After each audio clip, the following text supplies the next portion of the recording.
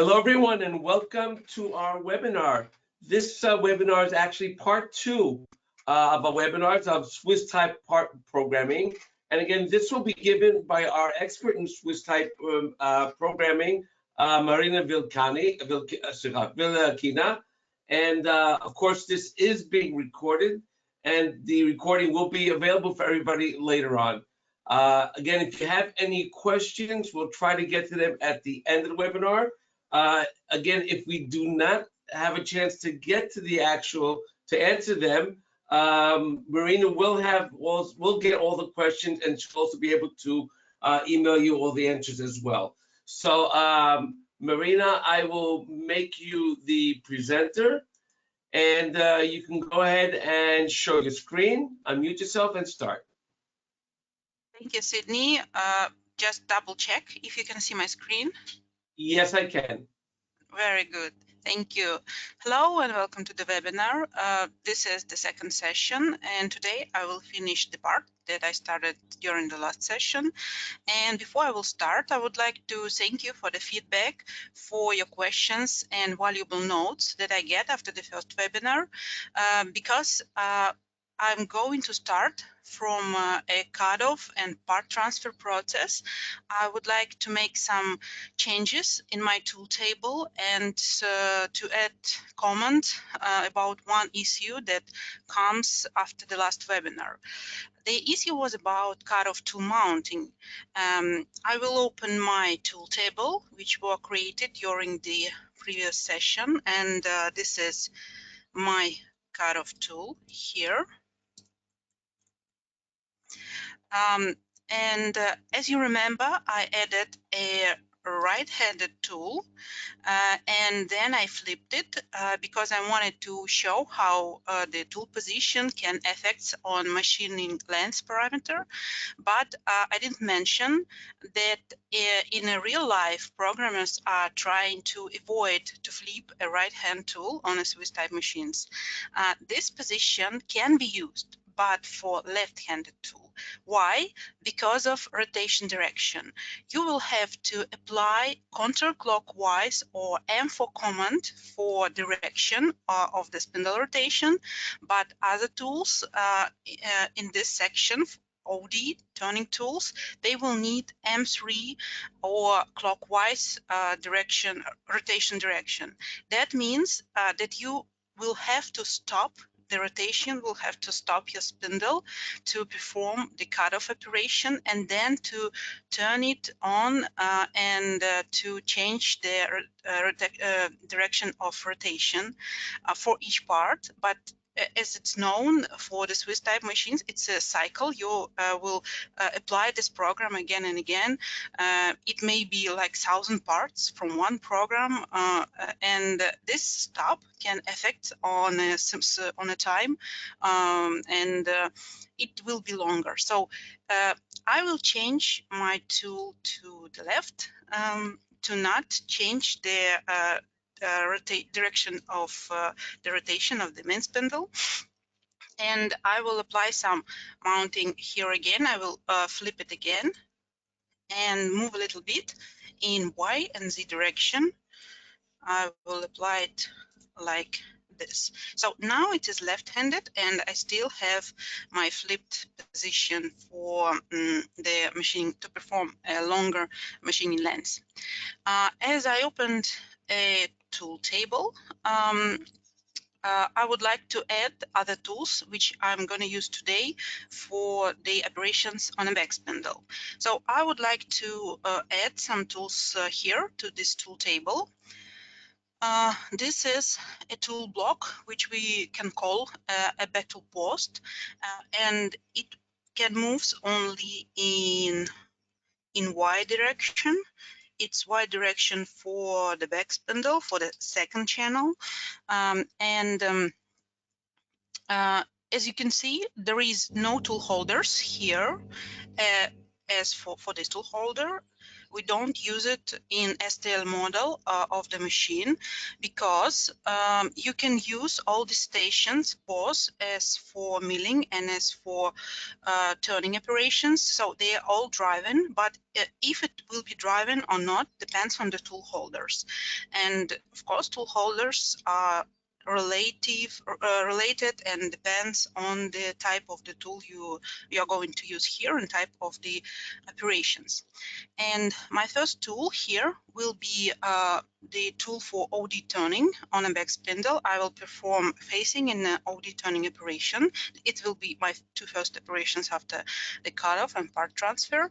And before I will add some tools here, let me show you a couple of pictures from citizen machines from my practice.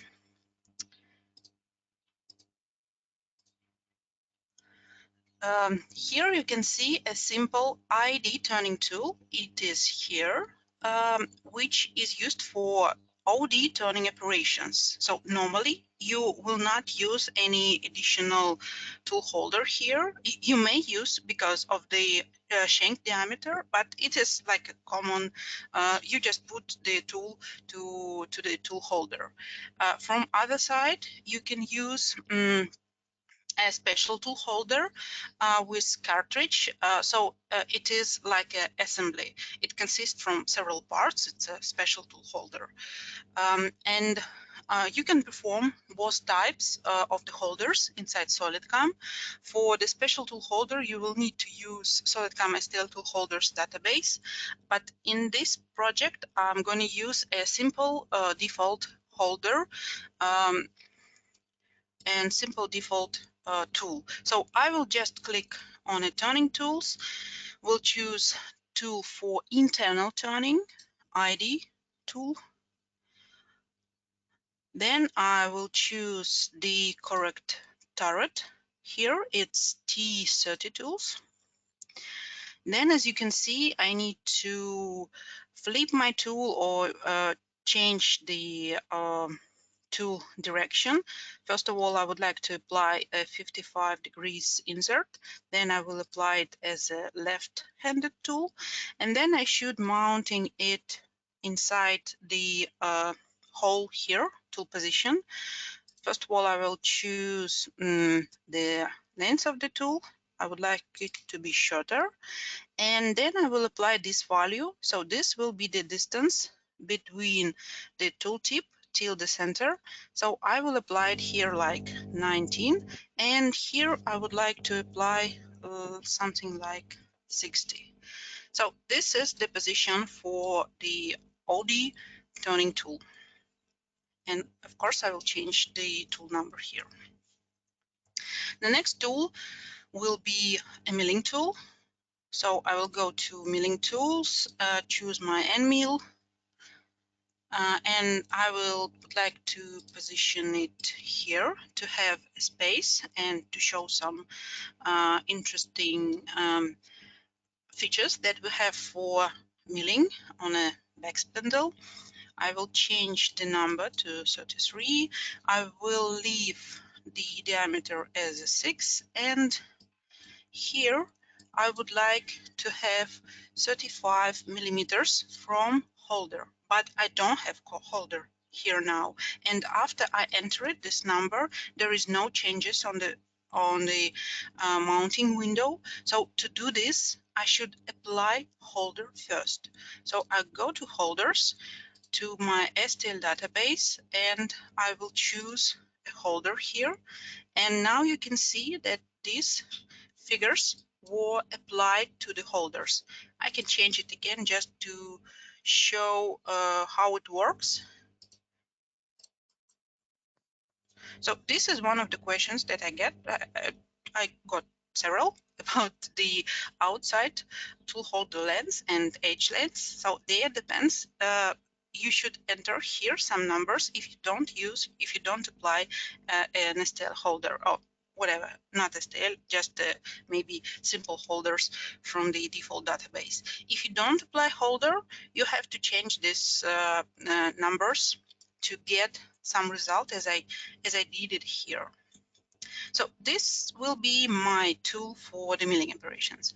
And the next thing I would like to show here in the tool table is a little trick about how to not put such a complex assembly of the tool and just apply the results which we already get. So the next tool will be a drilling tool, and to apply this I will just copy the current tool and I will apply the nice command that we have here. It is called change tool type. And here I will choose my drilling tool, and I would like to put it to the lower row of the tools. I will put it to 36 position, and I will change my tool number, and then I should change my tool diameter. For this purpose, I can just click on a 3D model here. So I just click on the diameter field and click on my diameter, and system will automatically calculate the diameter of the drill. Okay, I will apply my 35 OHL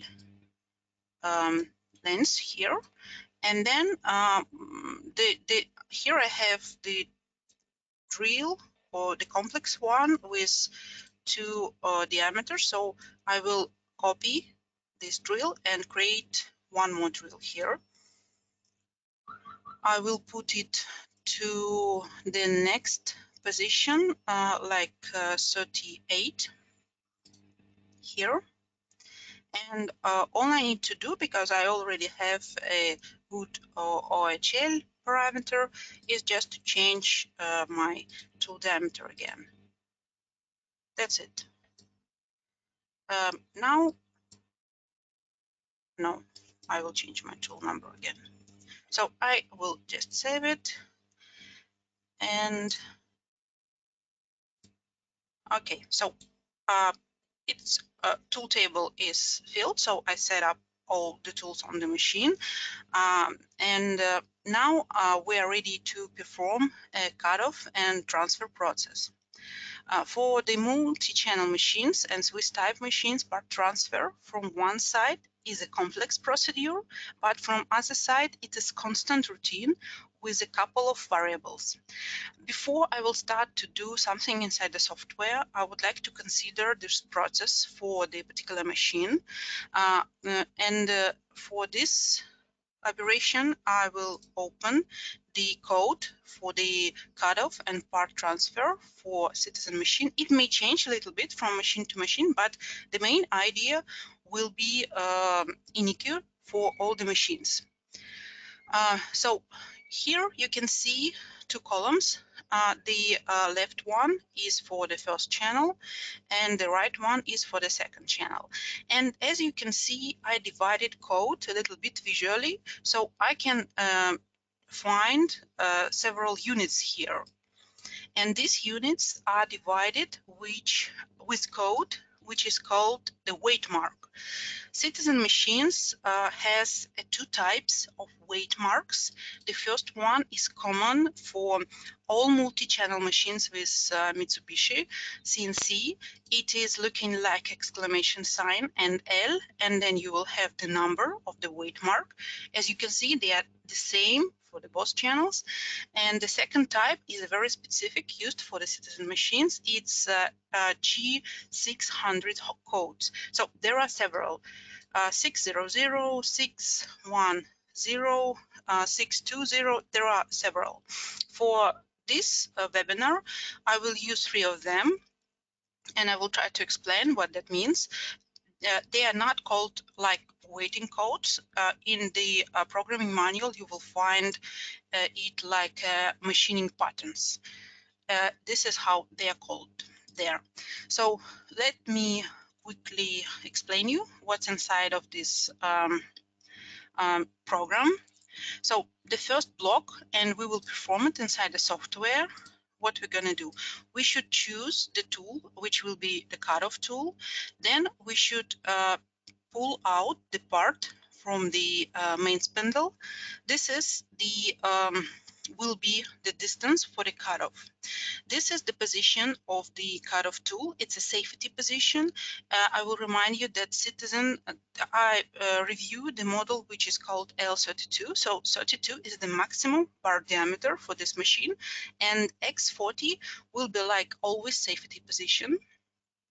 But we will make it like a variable, so customer can choose it and to change it inside the software.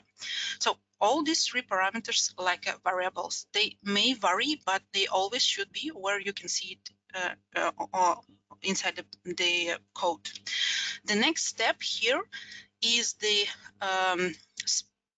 cutoff speed. So it's a rotation speed for the cutoff. This is the speed for the main spindle and the direction of rotation. If I would choose the right-handed flip tool, I should put here M4, but this is and in our project we will use M3, and this is the rotation for the back spindle. This is the synchronization code, the common code for all Mitsubishi controllers. That means that the second spindle will follow the main spindle in terms of spindle speed. It is not about the linear movement, the movement, it's only about speed. So they will rotate in the same direction with the same speed, that's all. This is a special command. It is called interference checkoff. So it lets back spindle to be to go and to clamp the part, because Citizen is a very smart machine and it checks where its back spindle is, or what's the part length, and if they can interference, and the machine prevents gouges. So I just turn off the interference because I have to clamp my part, and so the part will be inside the back spindle. So I should turn it off. Then I will have a very special code here, and I would like to show you the short description of this code. Inside the manual, it is called Pickoff. S and G60050. It is not a simple wait mark. Each machining pattern, it's like a macro inside the code. So according to this macro, machine knows what to do. Machine knows what it can do and what it cannot, and what accesses it can use and where to move. According to these lines here, you will get some additional codes inside here. So you will you should know what is inside of this code, because machine can even move without any data here about movement. It can move and it will be moves because this movement is inside of this macro. It's like a macro for the probing maybe, but this is a special macro for the machine. And there are description, of course. As we can see here, this is machining pattern enables the back spindle to pick off the workpiece and supports the center of the workpiece. And here we have short description, graphical, about what should happen on the second spindle. So here you can see two steps for the back spindle. The first one, back spindle comes to the stock. This is the stock, and we will have, in this example, 1 millimeter before the face, the distance between the noise of the back spindle and noise of the part, and then it should move further. Of course, it should unclamp, moves in some feet, so it's like G1 movement, and then clamps again. And after that, we will have our cutoff operation. I will remind you that movement of the back spindle should be programmed on a second channel, but cutoff and movement of the tool, OD tool, is always programmed on the first channel. So you should divide these operations on several channels. I will go back to my code. So this is the first block. The second block will be about the clamping part. So here we have several codes. Again, the interference off for the back spindle. We will unclamp the back spindle. Then we will turn on the air through spindle. Then back spindle will go 5 millimeter before the part face, and we will turn off a special command. It is command called wait until spindle synchronization is complete. So machine needs time to synchronize the spindle speed, and this code needed to check if the second spindle reached the speed of the first spindle. It's like a safety code, because some machines which do not have this code, where they're using like a additional dwell here. The next step is the movement of the back spindle, and this is the clamping position. And I would like to pay your attention. This clamping position is the position according the part face. That means 9 millimeters from part face. Then we will have some dwell and turn on the air, and then clamp the spindle and dwell again. After that, we will have some internal waiting code and go to the first channel. This is the cutoff operation itself. And after that, we will have some part change process on the main spindle. Part is on the second spindle, and this is the code about the cutting process on the back spindle. So this is T31. It's like facing and turning operation.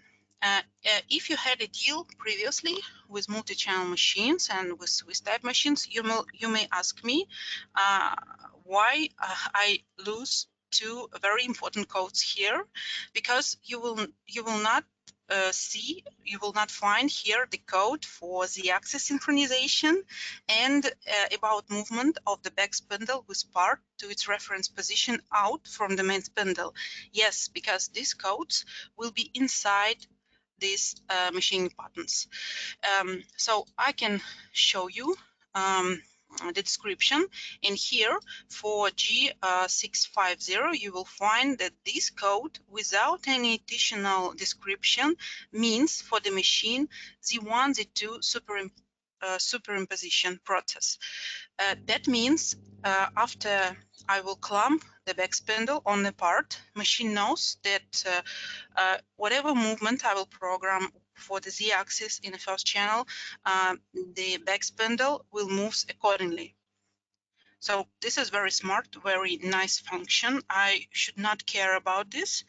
And this code after part transfer for the machine means that spindle should go out from the main spindle with part to its reference position. So I should not add any codes here. Everything will be automatically, but it is better for the customer to know about this, but it's because it's a little bit scary when you don't have G0 movement, but your back spindle will go with the part somewhere and you didn't program this. Okay, so this is several blocks which will be performed inside the software. And now I would like to show how I'll do this. I'll do this with a special type of operations, which is called machine control operation. So as you can see, we have milling operations, turning operation, and machine control operation. What that means? It's a special type of operations to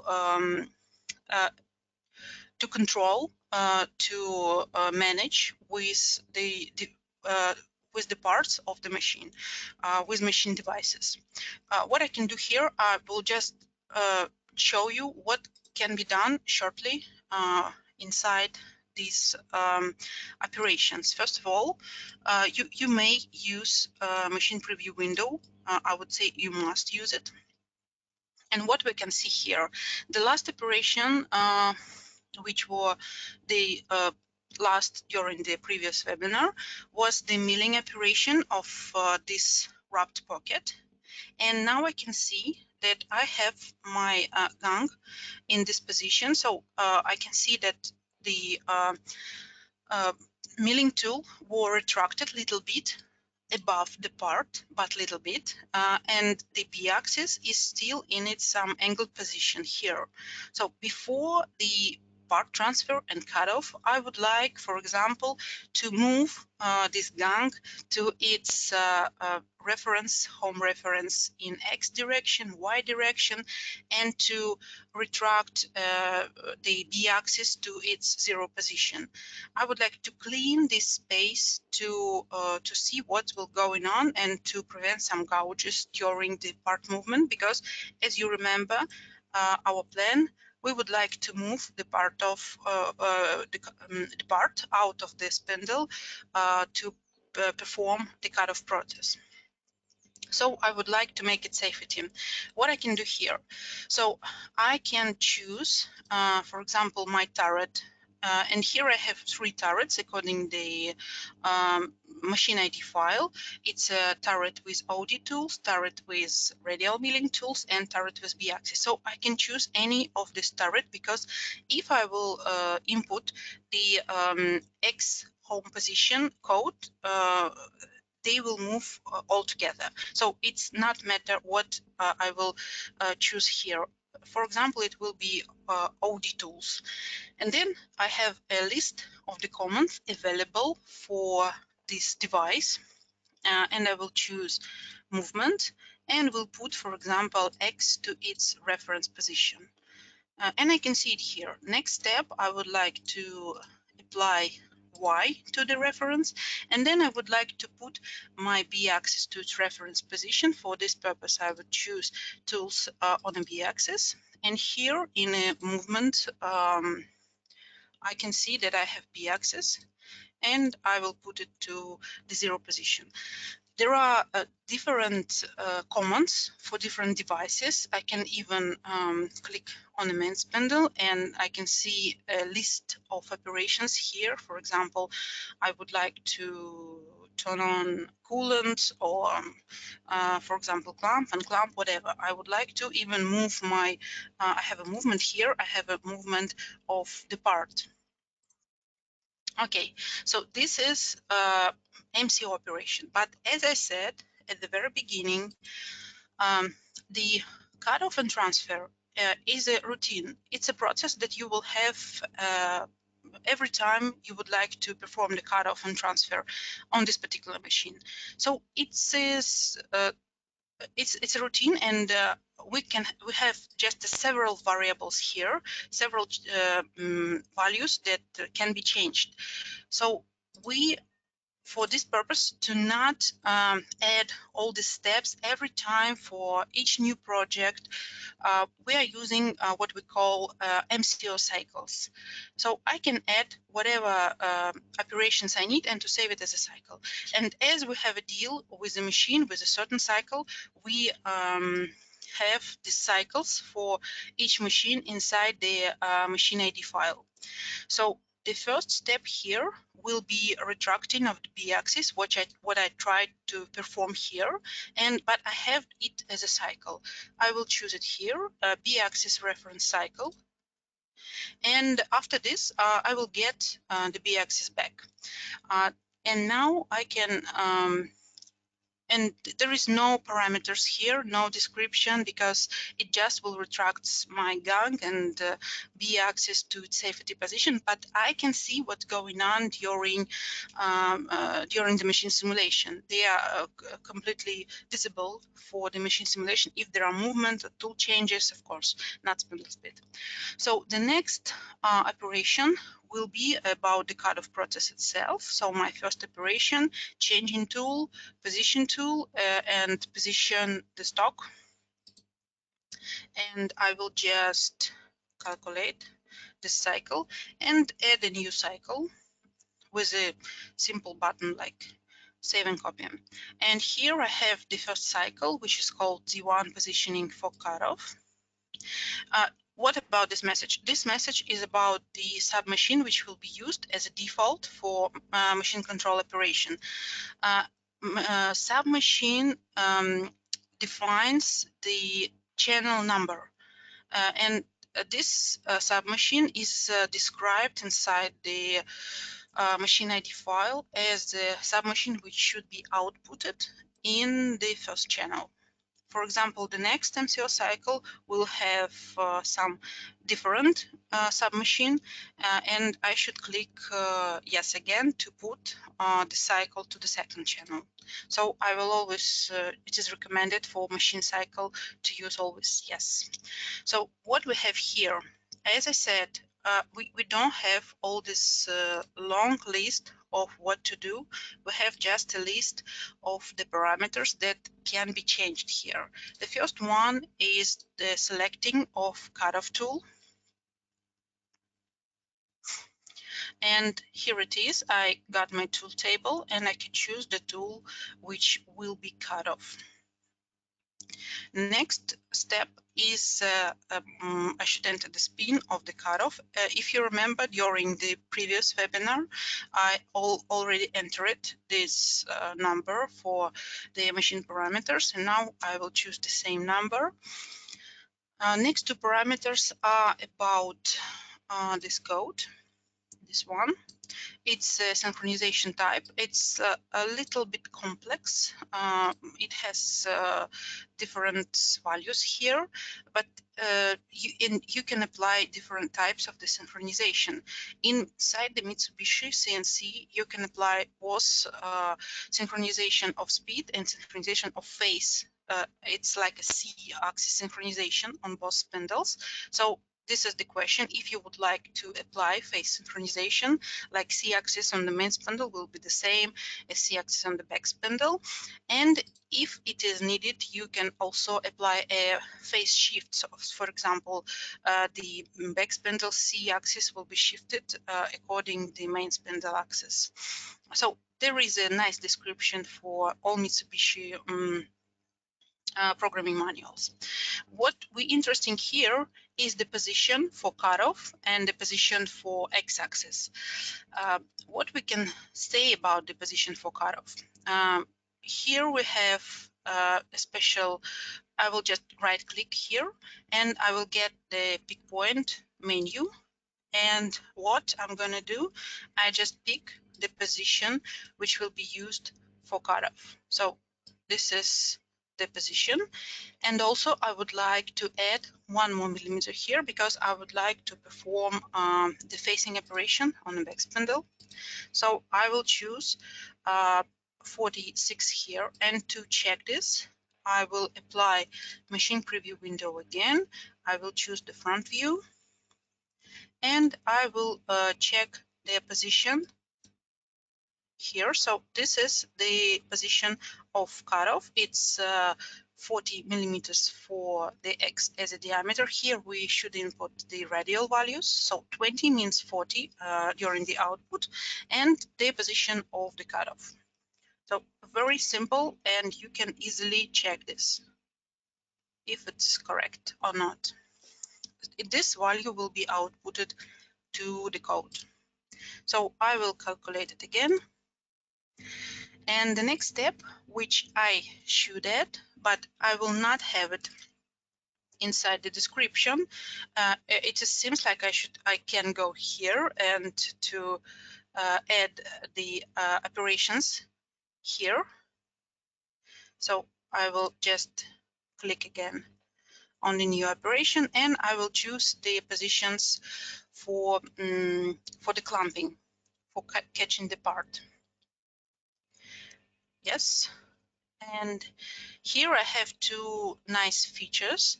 The first one is the preposition. I will choose this one. This is a preposition for the back spindle. So it's like a safety position, 2 millimeters before the part face. And then what I have here, it is not a figure, it's a setup location. And the system knows about the location of the clamping position because of the setup settings which I added during the previous webinar. This is why it is very important to fill the setup window before you will start to add parameters here in a CAM tree. So setup location, that's all. Of course, you can pick the point, you can enter the values, but it is recommended to fill the setup window for the back spindle. And after that, you can just use a setup location here. And this is if you would like to use air through spindle and the clamping feet. That's all. We will calculate it again. And as I promised, the next step, which is not visible inside the code, but should be done, it's Z-axis synchronization. So it's superimposition mode, this one, because after the back spindle clamps on the part, they will move together, they will be relative. So I will add a new MCO, and we'll just add a Z1, Z2 synchronization process. It is important for the machine simulation process. So SolidCAM should know that synchronization were turned on. Okay, now I can perform my cutoff operation, and I will edit as all turning operations. I will choose cutoff, and I will use Mach 1 position. I will just choose a back face of the part. Here I will modify a little bit my geometry till the end. So it's a common cutoff operation. I will choose the tool which was chosen during the preposition MCO. Yes, and now what I should add is the allowance 1 millimeter, which I added during the Z2 positioning for catch MCO. And the next step is very important. It's approach and retract point. I will go back to my code here. And as we can see, it is started from X40. As I said, it's completely safety position for this machine, and I will use it, but it can be changed. But and the next position, as you can see after the cutoff, will be X minus position. That means that the tool will be left at the lower point during the cutoff. It will not retract back to X40. This is the end position for the cutoff tool, and cutoff tool will be left there, and the new program will be loaded, and the new program on the first channel. The next part will be starts from this position. It's a very important thing, and this is how Swiss type machines are differ from the mill-turn machines and all other machines with the turning facilities. Okay, so here I would like to add the type of the approach only X. I will input 40 here, and here I will just choose none, and we'll calculate this. This is what we have. The safety distance, and my tool will be left in this point.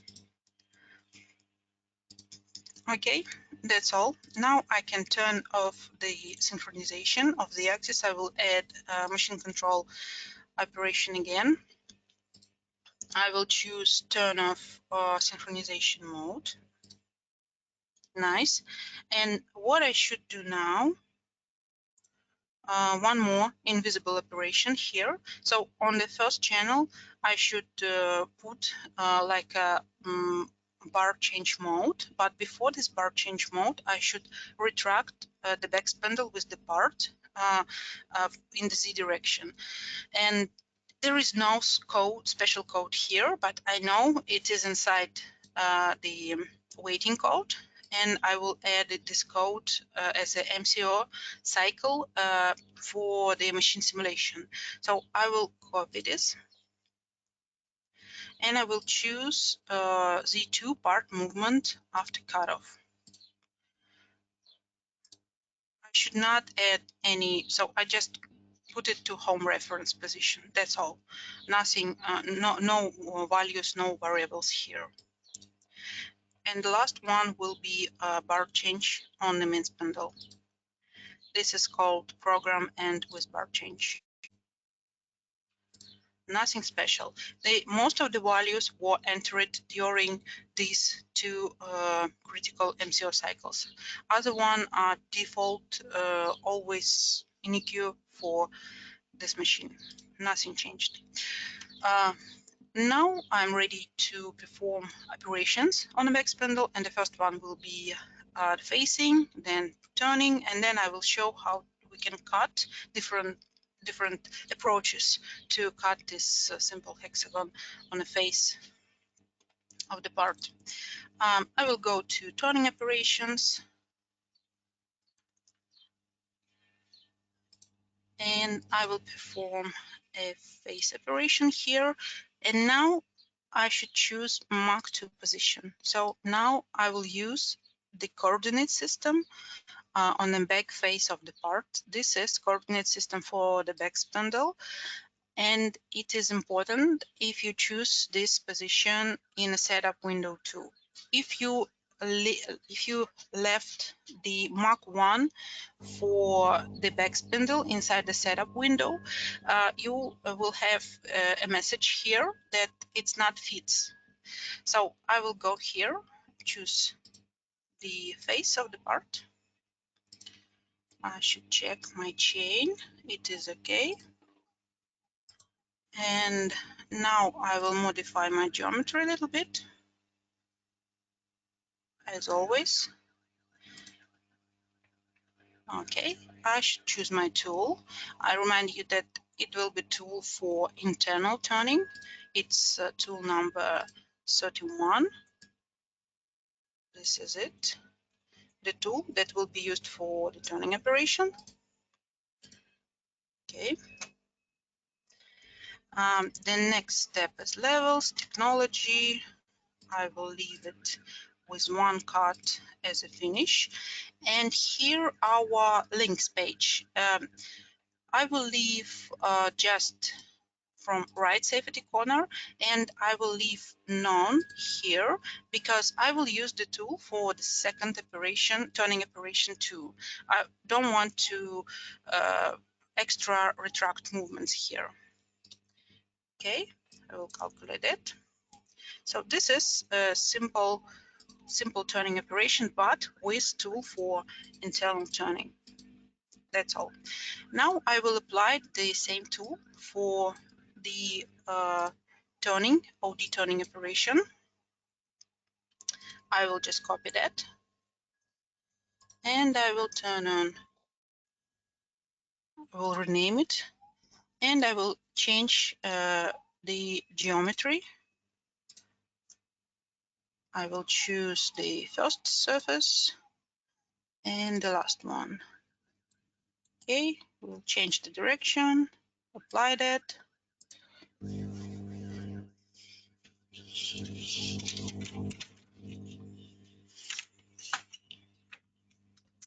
Sorry.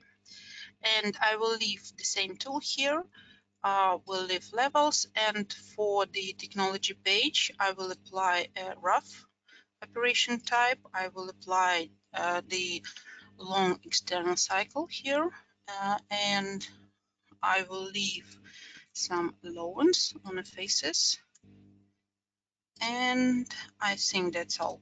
And in the link page, I will put optimal from previous link, and for the retracting, I will apply only Z, and I would like to apply a large value like 50 millimeters. And this is my turning cycle.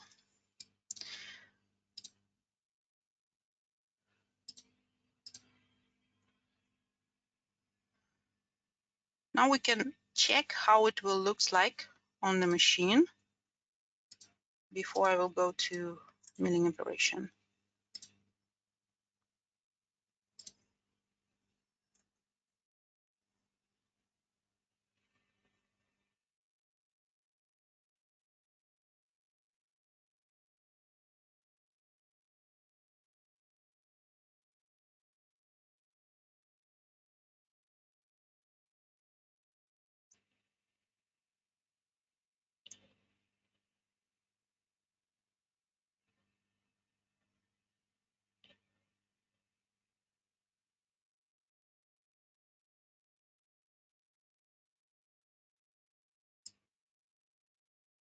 Okay, what we have here,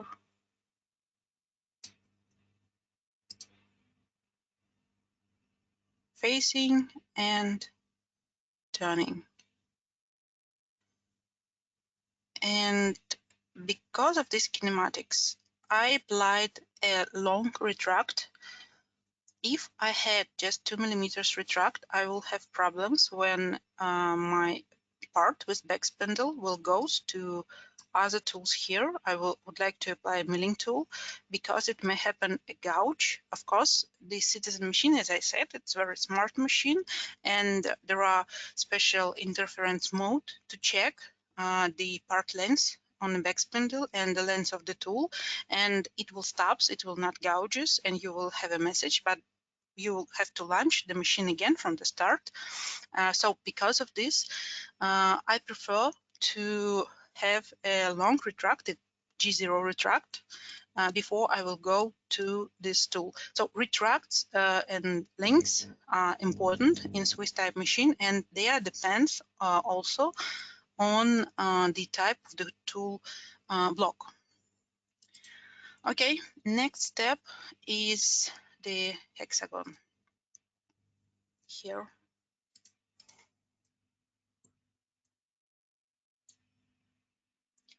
I will choose it like a milling profile.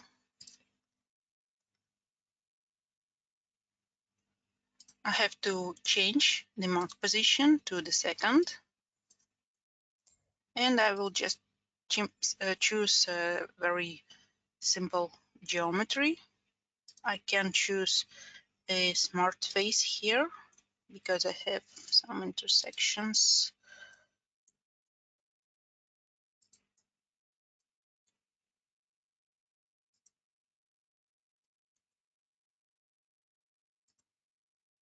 Okay, I have my chain. And now I will choose my tool. It will be 6 millimeter tool. The levels, as always, this is my depths, it's okay. Checking the position of the tool. I will leave it as it is, and in the links I will apply tangential and normal. And I will stop on the motion control page because if you don't have if you don't want to apply 4-axis, you can do not apply this because the tool holder, the tool block, has y-axis, but you should remember that this is y-axis is very limited, and you will go out from the limit during the cutoff, and it is common for such type of blocks to not apply y-axis and to apply 4-axis with the cutting with c-axis. Let's check how it will looks like. I will apply it like a polar and 4-axis. Calculate it, and to check it on the machine simulation, how it will looks like.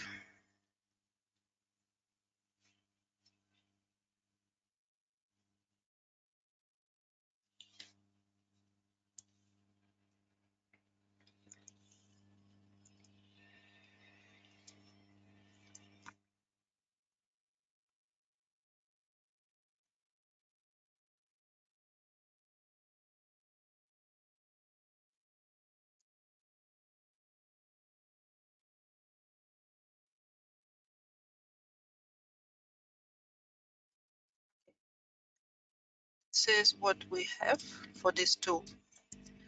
I will just turn on simulation. So tool will not move, we will have only C and X movement performed with the back spindle. But as you can see, this tool block is very interesting. It's not so common. And why we can't apply the cutting from the other side? and to perform the cutting with X minus. We can do this, and I will show how we can do this for this operation and to not build the new operation. For this purpose, we have a separate type of combination. So here you can see that for milling, the special combination, the submachine, were applied CX plus. But if I will change submachine to CX minus, and I will recalculate the operation.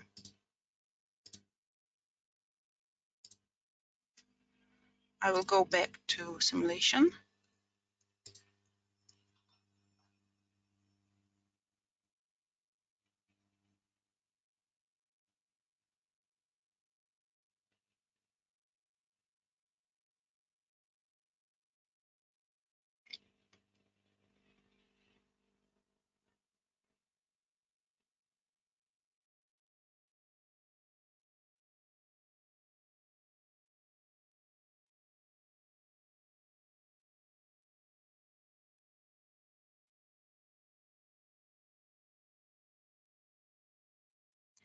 And here I will find my part from other side of the tool. It will be like X minus output. And on this moment, I will finish with adding cutting operations because, of course, I have a drilling here, but it's a simple operation. I will skip it. Now we are entering to the part about the channel synchronization and adding a second part to the system. So what will be the end of the process on a Swiss type machine? We should get rid of the part in the back spindle. It is ready. And we should unclamp the spindle and put this part to the device which is called part catcher. And after that, back spindle will be free to go back to the part transfer process and to get the new part from the main spindle. The part transfer, the part ejection process, it should be the end of each CAM tree of the Swiss type process on the machine and inside the CAM tree of the project. So I will just a couple words about the ejection process. So here I have like a sketch of what should happen on the machine. Here you can see the back spindle. It took the part from the main spindle, then it goes to the device which is called part catcher, moves towards it on a certain distance. Distance is related with the part length.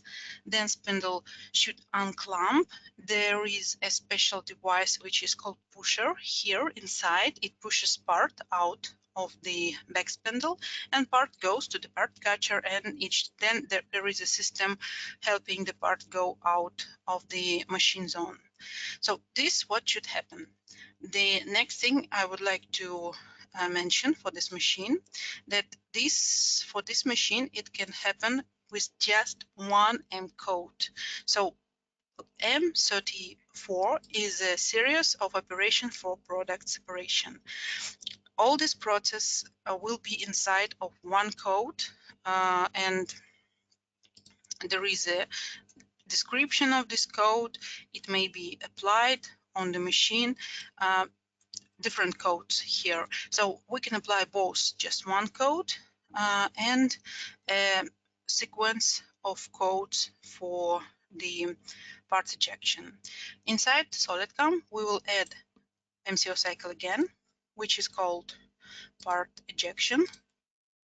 And here we have not a lot of parameters. The main parameter is about the position of dropping the part. I can move the scroll. This is the part catcher. And for example, I will apply it as 67, for example. I will enter this value. This is for machine simulation, and it also can be used to output if machine needs this certain value for the axis also. We'll calculate it.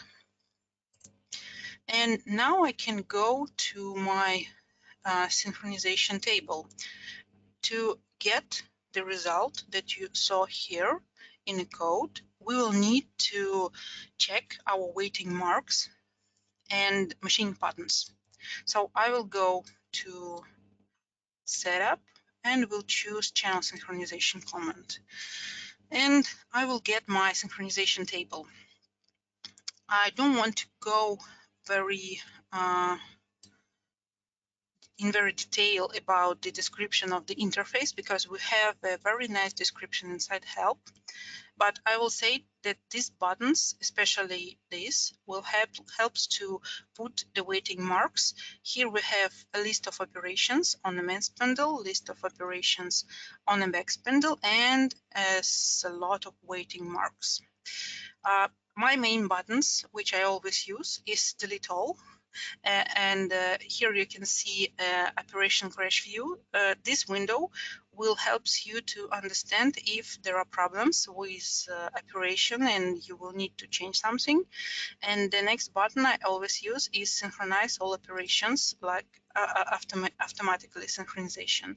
I will get rid of additional weighting marks. What should be done next? Usually on the machine, or when you have your first project, you don't know if tool mounting on the machine were okay, if tools setup table were okay on the machine.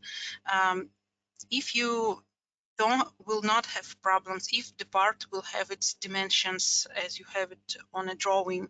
So we have the first run of the program, and during the first run usually it is recommended to not launch the machine, the both channels simultaneously. It is launched on a first channel, second channel step by step. Then if part is okay, tool offsets are okay, everything is okay, then we can make a synchronization. So what I'm going to show today is how to create both tables from one table. Okay, my first machine run will be step by step.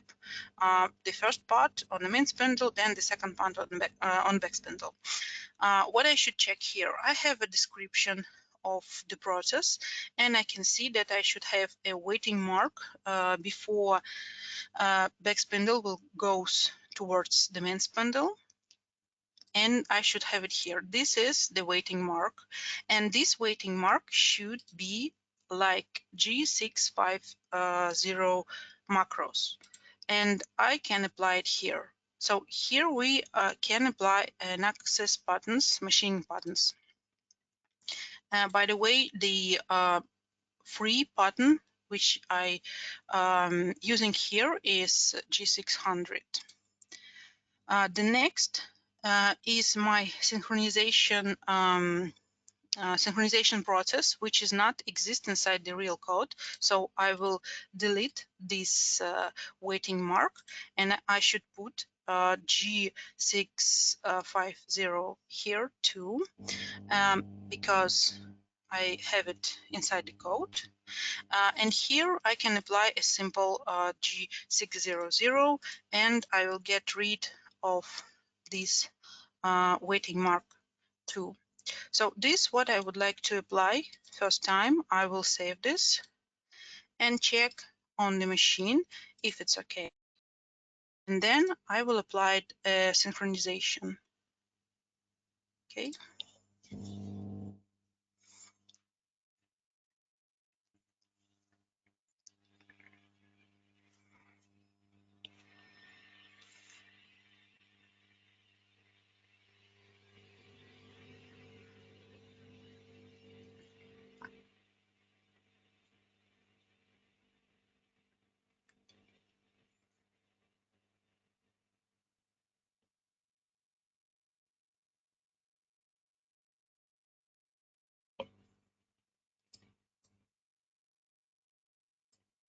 The machine is ready. I'm trying to not move it during the simulation. Just click on the machine. So my back spindle is not moving. I have movement only on the main spindle here, as it was described inside the synchronization table.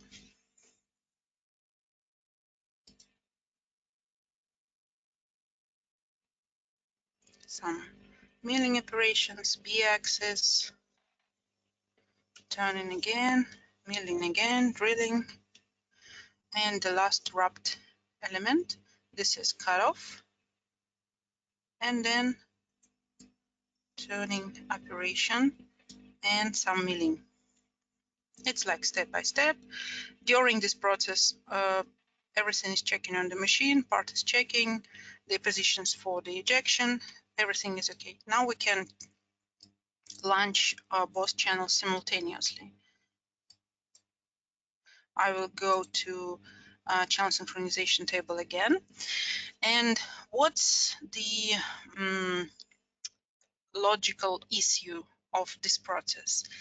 You can perform channel synchronization if you have two parts. One part is in the main spindle, it's a bar, and the second part in the back spindle, it's the part which is left after the cutoff.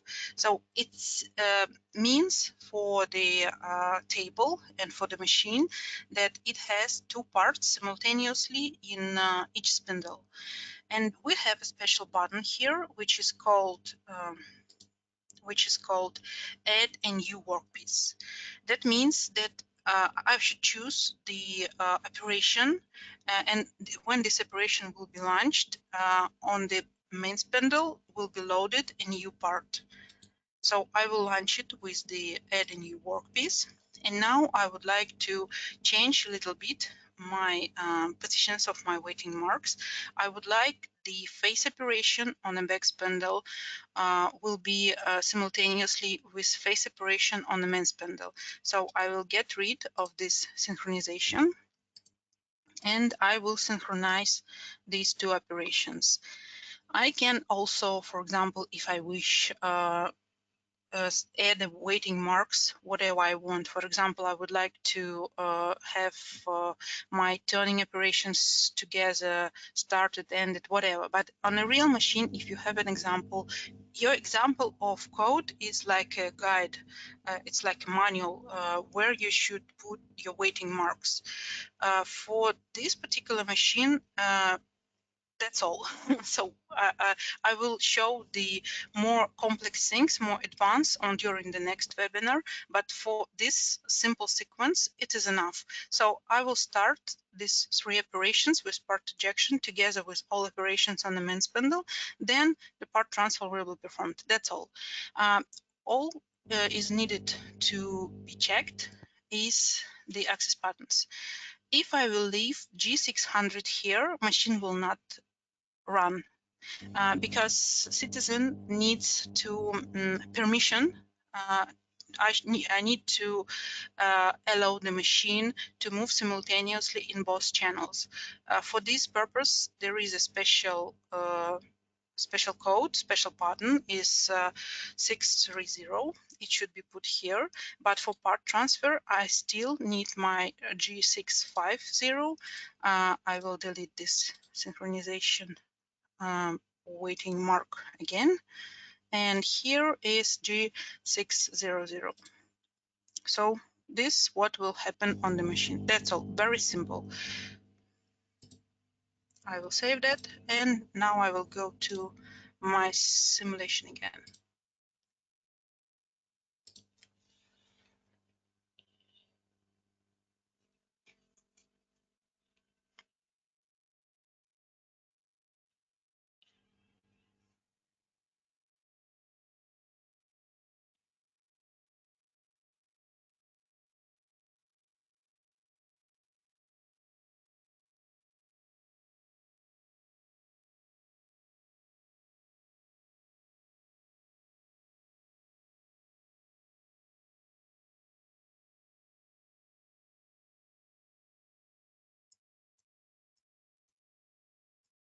Okay, now you can see that my back spindle still has a part inside, and my main spindle has the part too, and it's ready to be run.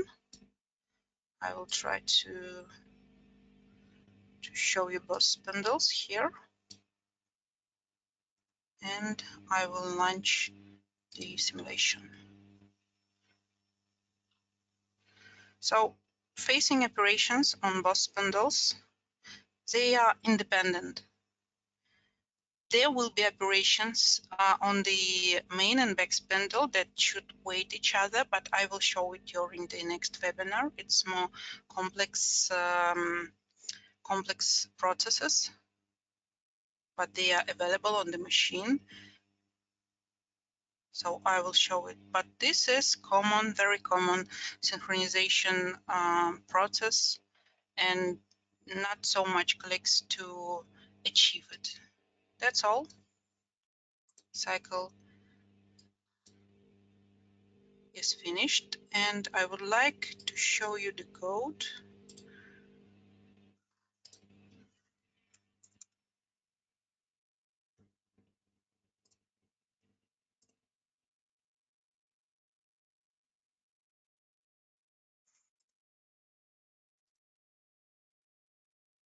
What I have here, the first channel, second channel, and my main weighting marks as a access buttons. So here I have at the very beginning the operations on the main spindle together with operations on the back spindle, and they will be run independently. And on the machine they are independent. This is some milling, and this is how the first MCO cycle. I call my tool for the cutoff. This is the part position, tool position, synchronization speed, command to synchronization. Then I have operations movement of the back spindle, and here you can see the additional weighting mark. So while machine will run till this weighting mark, it will wait for the running till this mark. So because of this mark, I have some code before this mark. This code will be run on the machine before the code after this weighting mark on the first channel. So machine will run till this moment, then it goes to the second channel, and I will apply code from here, and I will have the output, and my tool will be left at the lower position. This is cutoff itself, and then I will not have anything else on the back spindle beside the end procedures, and this is the bar change procedure. And this is a special code. I described it on the previous webinar. It is the machine parameters. That's all. So this is all with this part. During the next webinar, I will show you more complex things like advanced operations with more interesting synchronization, I hope so, with like, for example, B-axis will perform operations on the back spindle, deep drilling, so like two channels trying to divide one operation, like mixing axis, and more advanced things about this Swiss type machine. Thank you for your attention. I hope to see you next time.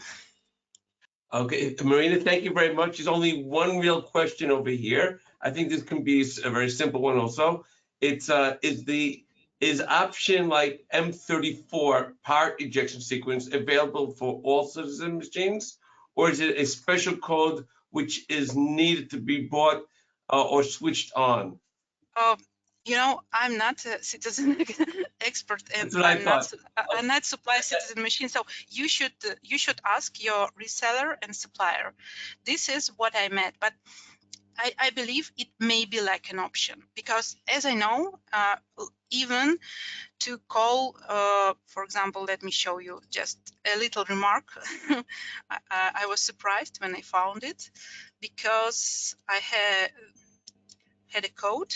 For example, these tools are called like T50, and on the machine they are, but to call it in a program like T50, you have to pay. So even for these tools, you have to add additional payment. So maybe this ejection cycle have to be paid. I don't know, because Okay. it's you have In you other already. words, you should be in touch really with your Yes. machine reseller as well, the vendor for your machines. Okay, Marina, thank you very, very much. This has been recorded, and we will see you hopefully in our next webinar. Take care, everyone, and have a great day. Bye-bye.